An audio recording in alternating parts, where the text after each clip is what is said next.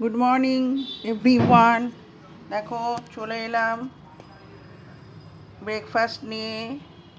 রুটি, দুধ চা, আর এই যে কালো জিরা ফোড়ন দিয়ে আলু চচ্চড়ি, আর তার মধ্যে কাঁচা লঙ্কা, শুকনো লঙ্কা আর ধনেপাতা দিয়েছি, আর এই 4 পিস শসা। এই হচ্ছে আজকের আমার ব্রেকফাস্ট।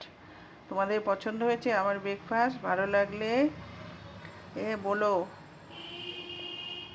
তাহলে এখন ব্রেকফাস্ট শুরু করে দিই। তোমাদের সবার কি ব্রেকফাস্ট হয়ে গেছে? কি খেলে সবাই আজকে বন্ধুরা? আমি তো রুটি আর এটা খাচ্ছি। অবশ্য অনেকেই ভাত টাত খেয়ে অফিসে বেরিয়ে গেছে। কালকে তো তোমাদের সবার ছুটি ছিল, কি করলে জানালে না তো? জানিও কি করলে সবাই। আমি ঘরেই থাকি জানো সবাই।